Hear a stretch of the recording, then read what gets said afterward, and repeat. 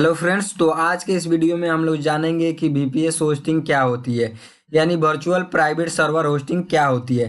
तो चलिए स्टार्ट करते हैं हम लोग आज का अपना वीडियो और देखते हैं कि वीपीएस होस्टिंग क्या होती है। तो देखिए, वर्चुअल प्राइवेट सर्वर में भी हम लोग एक फिजिकल सर्वर को शेयर करते हैं मल्टीपल क्लाइंट के साथ, जैसे कि हम लोग शेयर्ड वेब होस्टिंग में करते थे।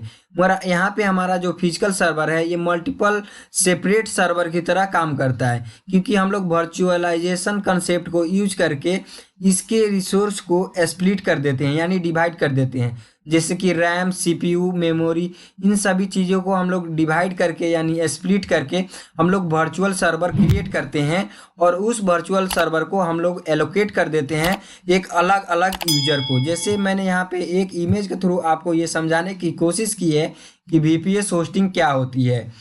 ये हमारा फिजिकल सर्वर है, ये हमारा क्या है कि ये वर्चुअल प्राइवेट सर्वर है यानी वर्चुअल सर्वर है, और ये हमारे क्लाइंट्स हैं यानी यूजर्स हैं। तो जैसे मान लीजिए ये हमारा जो फिजिकल सर्वर है इसके पास 6 GB रैम है और 6 कोर प्रोसेसर है। तो ये क्या करेगा, 2 GB रैम और 2 कोर प्रोसेसर इस वाले अकाउंट को ये एलोकेट करेगा। 2 GB रैम और 2 कोर प्रोसेसर इस वाले अकाउंट को एलोकेट करेगा। सेम वैसे ही 2 कोर प्रोसेसर और 2 GB रैम इस वाले अकाउंट को एलोकेट करेगा। और ये जो हमारी जो वर्चुअल सर्वर हैं ये एक एक यूजर को एलोकेट हो जाएंगी, जैसे यहाँ मैंने इस इमेज में शो किया है। जैसे आप देख सकते हैं इस वाले यूजर को मैंने ये वर्चुअल सर्वर दे दिया, इस वाले यूजर को हम लोग ने इस वर्चुअल सर्वर को दे दिया, ठीक वैसे ही इसको भी दे दिया। तो ये क्या हो रहा है कि ये अकेले अकाउंट के लिए ये अकेले यहाँ पे वर्चुअल सर्वर एलोकेट हो रहा है, यानी ये प्राइवेट है, इसके लिए दूसरा कोई इसको एक्सेस नहीं कर सकता, यानी ये अकाउंट इस वाले सर्वर को एक्सेस नहीं कर सकता। इसीलिए इसको बोलते हैं वर्चुअल प्राइवेट सर्वर। यानी वर्चुअलाइजेशन के कंसेप्ट को यूज करके हम लोग एक फिजिकल सर्वर को डिवाइड करके वर्चुअल सर्वर क्रिएट किए हैं और एक एक अकाउंट को एलोकेट कर दिए हैं। तो इसी को हम लोग बोलते हैं वर्चुअल प्राइवेट सर्वर। तो यही बात मैंने यहाँ पे एक रियल लाइफ एग्जांपल के साथ आपको समझाने की कोशिश की है कि वीपीएस होस्टिंग क्या होती है। जैसे मान लीजिए ये एक बहुत बड़ा कॉम्प्लेक्स है और आप इस कॉम्प्लेक्स में एक फ्लैट लिए और इसमें इसी तरह आपके ही तरह बहुत सारे लोग फ्लैट लिए होंगे। मगर जब आपने इस फ्लैट के मालिक से जब आपने इसको बाय कर लिया यानी खरीद लिया, तो आप इस स्पेस पे यानी इस जगह पे आपका हक है। आप इसको जिस तरह से रखना चाहें, जिस तरह से कस्टमाइज करना चाहें, जब मन करे तब बंद करके जा सकते हैं कहीं, जब मन करे तब इसमें आ सकते हैं, जैसे मन करे वैसे रख सकते हैं। ठीक वैसे ही हमारा वीपीएस होस्टिंग होता है।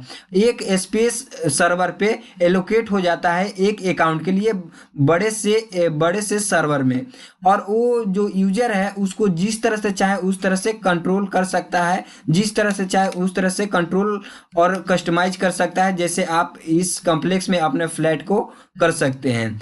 तो चलिए देख लेते हैं pros and cons of VPS hosting.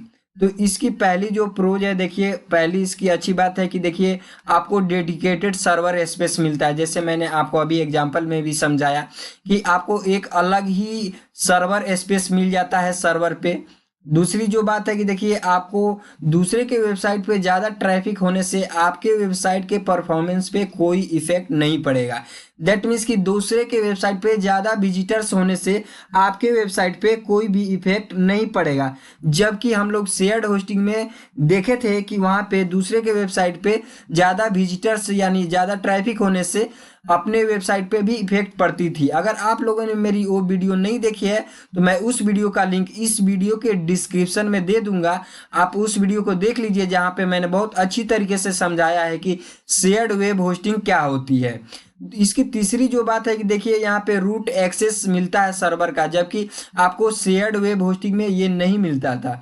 चौथी जो बात है कि देखिए आप अपने वेबसाइट के पैरामीटर्स को इजीली मेजर कर सकते हैं और आप जैसे चाहें वैसे अपने सर्वर को कस्टमाइज कर सकते हैं। कौन सी बात की जाए तो देखिए ये ज़्यादा एक्सपेंसिव होता है अदर्स टाइप के होस्टिंग से। जैसे वेब होस्टिंग है उसकी जो कॉस्ट होती है वो कम होती है और इसकी जो कॉस्ट होती है उससे इसकी कॉस्ट ज़्यादा होती है, यानी ये ज़्यादा कॉस्टली होती है हमारी शेयर्ड वेब होस्टिंग से। दूसरी जो बात है कि देखिए यहाँ पे आपको टेक्निकल और सर्वर मैनेजमेंट नॉलेज होनी ही चाहिए, जबकि ये आपको शेयर्ड वेब होस्टिंग में ज़रूरत नहीं पड़ती थी, क्योंकि वहाँ पे आपका सर्वर प्री कॉन्फ़िगर्ड रहता था, यानी सर्वर एडमिनिस्ट्रेटर के द्वारा वहाँ पे प्री कॉन्फ़िगर करके आपको मिलता था। मगर यहाँ पे आप खुद उसको कॉन्फ़िगर करेंगे, क्योंकि यहाँ पे आपको रूट एक्सेस भी मिला हुआ है और आप जिस तरह से चाहें उस तरह से अपने सर्वर को कस्टमाइज कर सकते हैं। यही बात मैंने यहाँ पे इस इमेज के थ्रू आपको समझाने की कोशिश की है कि वीपीएस ये ज़्यादा एक्सपेंसिव होती है शेयर्ड वेब होस्टिंग से। दूसरी बात करें कि परफॉर्मेंस की, तो देखिए भाई ये तो जाहिर सी बात है कि ये शेयर्ड वेब होस्टिंग से इसकी परफॉर्मेंस काफ़ी अच्छी होगी। दैट मीन्स कि दूसरे के वेबसाइट पे ज़्यादा ट्रैफिक होने से आपके वेबसाइट के परफॉर्मेंस पे कोई भी इफेक्ट यहाँ पे नहीं पड़ेगा। टेक्निकल नॉलेज तो आपको अच्छी से होनी ही चाहिए और सर्वर मैनेजमेंट नॉलेज होनी चाहिए। यहाँ पे आपको सर्वर का कंट्रोल पूरा मिलता है। दैट मीन्स यहाँ पे आपको रूट एक्सेस ही मिल जा रहा है जब सर्वर का, यानी पूरा कंट्रोल आपको मिल रहा है सर्वर का। तो उम्मीद करता हूँ कि आपको ये वीडियो पसंद आई होगी और इस वीडियो की सारी कंसेप्ट आपको समझ में आई होगी। Thanks for watching.